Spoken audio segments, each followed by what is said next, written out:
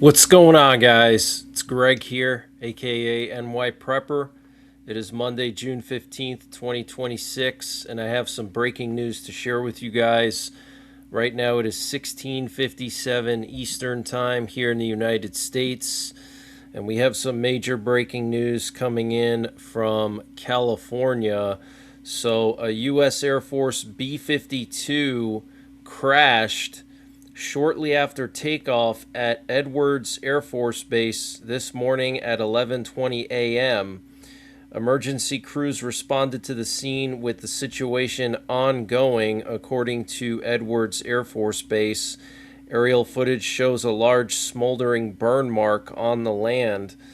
The Boeing B-52 Stratofortress is a long-range, heavy, jet-powered strategic bomber. Edwards Air Force Base is located in the western Mojave Desert, about 100 miles northeast of Los Angeles. No further information is available at this time. Wow. So here you can see a picture showing this huge plume of smoke coming from the crash site. And then here's an official post on the Edwards Air Force Base Twitter account. It says, a U.S. Air Force B-52 crashed shortly after takeoff. Emergency crews immediately responded. The situation is ongoing, so they don't have any information to release to the public at this time. And interestingly, this afternoon we have U.S. nuclear forces and strategic command on high alert.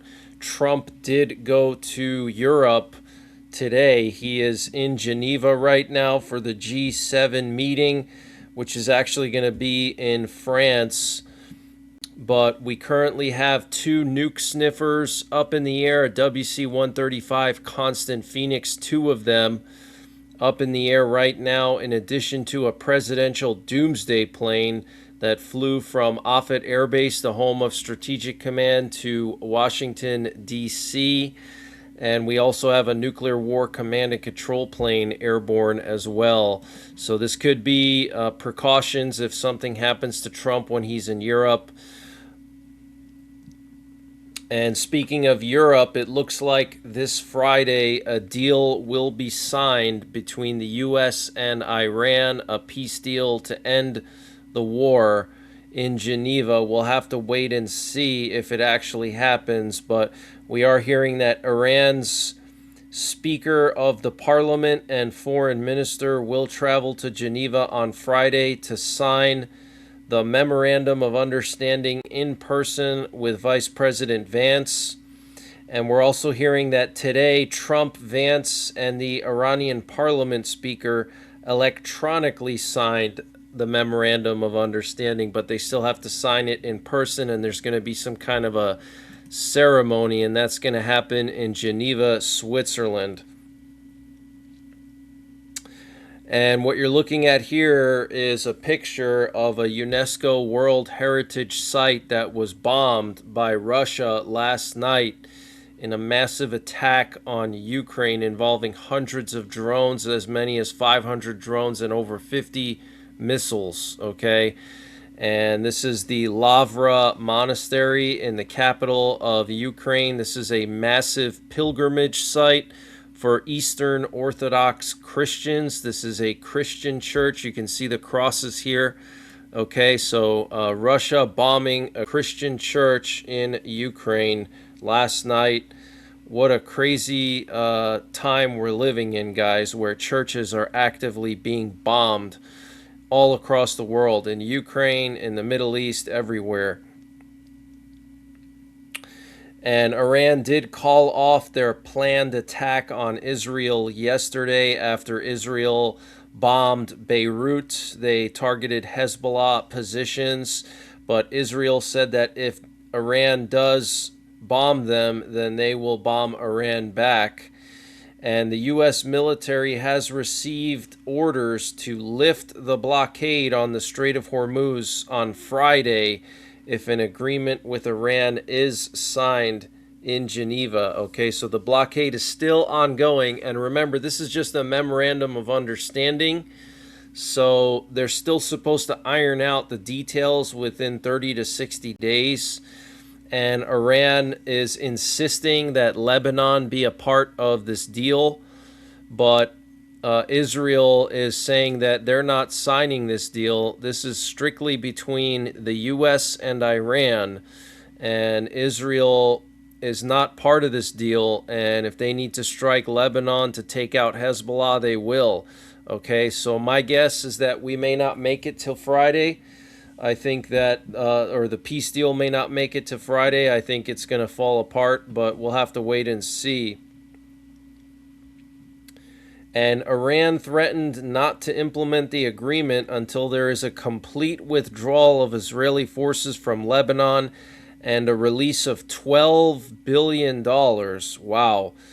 Absolutely insane. And Trump offered a full Israeli withdrawal from Lebanon and the immediate lifting of the blockade, leading to Iran halting its planned strike on Israel yesterday, according to Iran's Fars news agency. And Pakistan's Prime Minister Shehbaz Sharif announced that a U.S.-Iran peace deal has been reached. He said both sides have agreed to a permanent cessation of military operations on all fronts, including Lebanon. Wow. And Trump downplayed the severity of the enriched uranium that is still in Iran. Yesterday, he said, "We'll get the nuclear dust later on. We're ready to go in and get it." I'd say over the next month or two, there's no rush. It's harmless. Wow. Okay, so he's not worried about it, but it's funny how just a few weeks ago he made a big deal out of it. And we're hearing from Israeli sources that Trump demanded that Netanyahu withdraw Israeli forces from Lebanon and cease all airstrikes. And we're hearing that Israeli officials were caught off guard by Trump's social media posts yesterday, declaring that there should be no more Israeli attacks anywhere in Lebanon. And Netanyahu told Trump that the IDF will not withdraw from Lebanon and that Israel does not consider itself bound by the Lebanon clause in the U.S.-Iran agreement. So Netanyahu giving Trump the finger, basically. And Trump has insulted Netanyahu quite a bit over the last few weeks. Trump reportedly said that he's a very difficult guy, and to be honest with you, he should be very thankful for us doing this. Wow. So, absolutely insane. And he said some other stuff about Netanyahu a couple days ago, so I don't think their relationship is going to be that good going forward after this deal. And the Israeli National Security Minister Ben-Gvir says Trump's agreement does not bind us, that Israel is an independent and sovereign state and is not subordinate to the U.S. Ben-Gvir says Israel must not accept anything less than Hezbollah's disarmament and must not withdraw. Wow, and that's the big sentiment in Israel, by the way. And I wanted to just update you guys on the situation with Ukraine. So it looks like also some kind of Ukrainian film studio was bombed overnight. The Dovzhenko film studio, and apparently there was damage to the studio's massive costume archive. This was a Russian cruise missile, so it obviously was purposely going after that target, because cruise missiles are very precise, and the only way that they can hit a target is by being programmed. Okay, so somebody had to program the coordinates of that film studio, and then they hit the church, and they also hit some kind of historic military armory. So Russia really going after cultural sites last night, okay? And France has officially launched the full-scale development contract for its first hypersonic nuclear missile, the ASN-4G. The French Defense Procurement Agency recently transitioned the program from preliminary technology studies into a binding development contract with the European missile manufacturer MBDA. The ASN-4G is a scramjet-powered air-launched hypersonic cruise missile designed to carry a nuclear payload. It represents a significant technological leap forward for Europe's independent military capabilities. It can reach speeds of Mach 6 and 7. It has a range expected to exceed 620 miles, more than double the range of its predecessor, and is designed to carry the TNA-4G nuclear warhead estimated with a yield of 300 kilotons. Wow. But that's the latest breaking news that I have. I might be back later on tonight with more breaking news. Make sure you join my Patreon because I may start only posting videos to Patreon. My views are really suffering here on YouTube the past few weeks, and there's nothing I can do to help change the situation. And if it continues this way, I'm just going to stop posting altogether because it's just not worth my time. So please join me on Patreon. I'm going to start posting over there more often. I may even not even post here hardly at all unless my views go back up.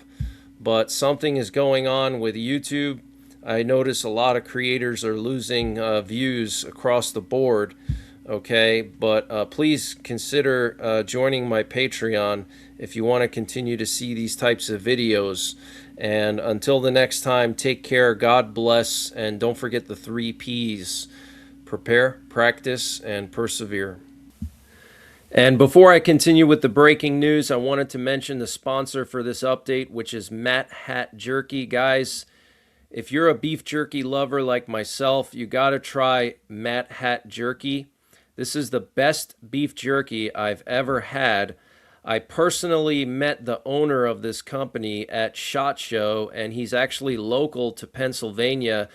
This company has an interesting story behind it. He founded this company when he was 11 years old. Yeah, that's right, 11 years old. He's now 19, and he makes gourmet beef jerky, the best jerky I've ever had. He's got over a dozen different flavors, and it's all sourced with U.S. beef, so no foreign beef, no nitrates, and no MSG. So it's all natural American beef jerky.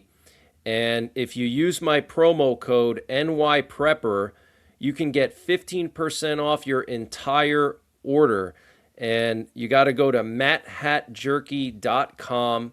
And I'm going to leave a link in the description down below. That's matthatjerky.com. One word, matthatjerky.com. Use my promo code NYPrepper to get 15% off your entire order. And the link and the promo code are in the description down below.